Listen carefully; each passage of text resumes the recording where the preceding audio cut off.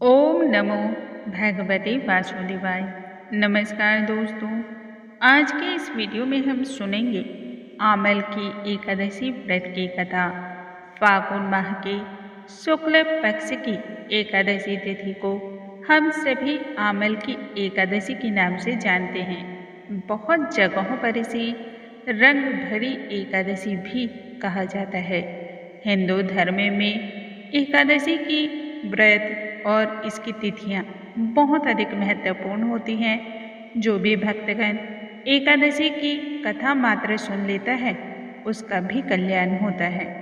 वैसे तो एकादशी का व्रत भगवान विष्णु को समर्पित किया जाता है, लेकिन यह एकमात्र ऐसी एकादशी है जिसमें भगवान श्री हरि के साथ ही भोलेनाथ और माँ पार्वती की भी आराधना की जाती है। आज के इस वीडियो में हम रंग भरी एकादशी, जिसे कि आमल की एकादशी भी कहते हैं, इसके व्रत की कथा का ही श्रवण करेंगे।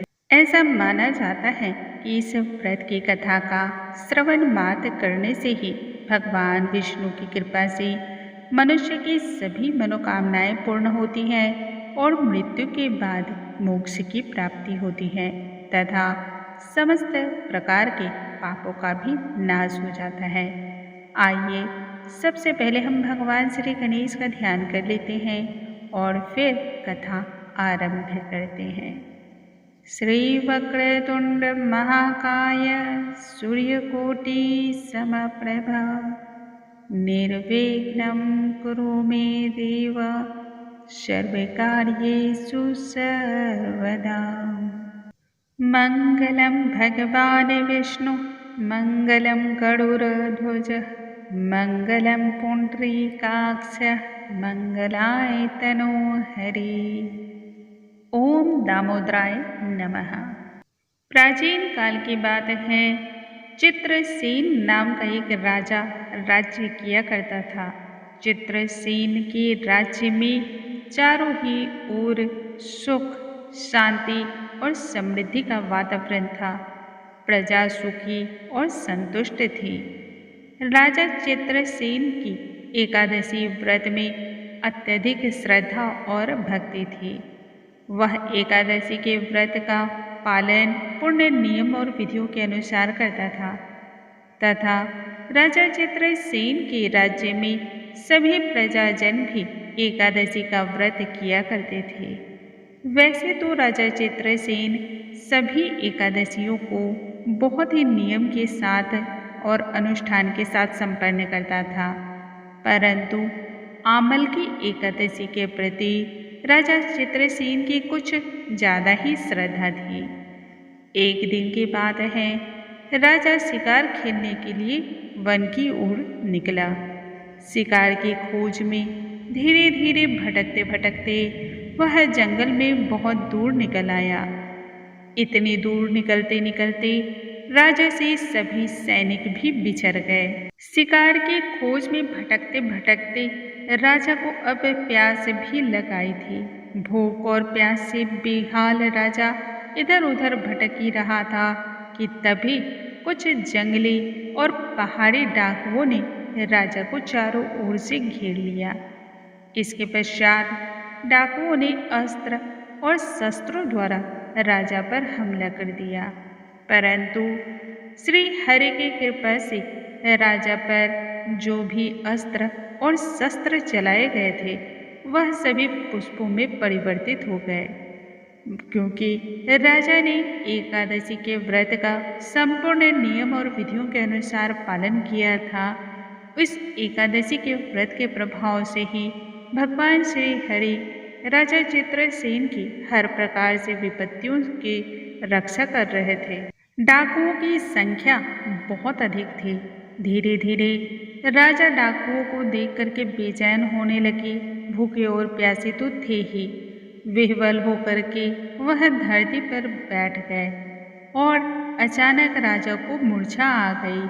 तेज धूप और गर्मी से राजा बेहाल होकर के मूर्छित होकर के गिर पड़े।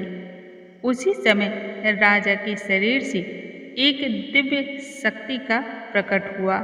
जो कि समस्त प्रकार की ऊर्जाओं को अपने आप में ही समाई हुई थी। उनकी आभा देखते ही बन रही थी। जितने भी डाकू थे, दानवी माया थी, सभी की आंखें चौंधिया गई। उस दिव्य शक्ति ने प्रकट होते ही समस्त राक्षसों, दानवों और जितने भी डाकू थे उन सभी को मार गिराया। उसके पश्चात वह उसी प्रकार से लौट गई जिस प्रकार से वह उत्पन्न हुई थी। जब राजा की चेतना आई तब उन्होंने सभी डाकुओं, राक्षसों, दानवी माया को मरणासन में पाया। यह देख करके राजा को अत्यधिक आश्चर्य हुआ कि भला इन डाकुओं को और जितने भी दानवी माया शक्ति हैं इनको किसने मार गिराया। राजा अभी सोच ही रहे थे कि उसी समय आकाशवाणी हुई। आकाशवाणी में उन्होंने इस प्रकार के वचन सुने, हे राजन, यह सब राक्षस और डाकू तुम्हारे आमल की एकादशी व्रत करने के प्रभाव से ही मृत्यु को प्राप्त हुए हैं। यह तुम्हें नुकसान पहुंचाने हेतु आए थे, परंतु एकादशी के प्रभाव से वह तुम्हें किसी भी प्रकार से नुकसान नहीं पहुंचा पाए। आमल की एकादशी के व्रत के प्रभाव से ही एक ऐसी देवी का प्रादुर्भाव हुआ जो कि श्री हरि की कृपा से ही आई थी और उसने ही तुम्हारे प्राणों की रक्षा की है। इसके पश्चात वह उसी तरह वापस भी चली गई। यह आकाशवाणी सुनते ही राजा को अत्यधिक खुशी हुई और प्रसन्नता महसूस हुई। राजा ने तभी यह जाना, किसी भी एकादशी के व्रत को प्रभाव इतना तीव्र होता है कि वह व्यर्थ नहीं जाता है। इस प्रकार से एकादशी व्रत की कथा हमारे पुराणों में श्रवण करने को आती है। प्रत्येक मनुष्य को आमल की एकादशी व्रत की कथा का श्रवण अवश्य ही करना चाहिए ताकि उसे संपूर्ण लाभ की प्राप्ति हो और मृत्यु के बाद वैकुंठ लोक में उन्हें स्थान की प्राप्ति हो। भगवान श्री हरि स्वयं अपने भक्तों की सदैव रक्षा करते हैं। बोलो भगवान श्री नारायण की जय, श्री हरि की जय, दामोदर नारायण की जय।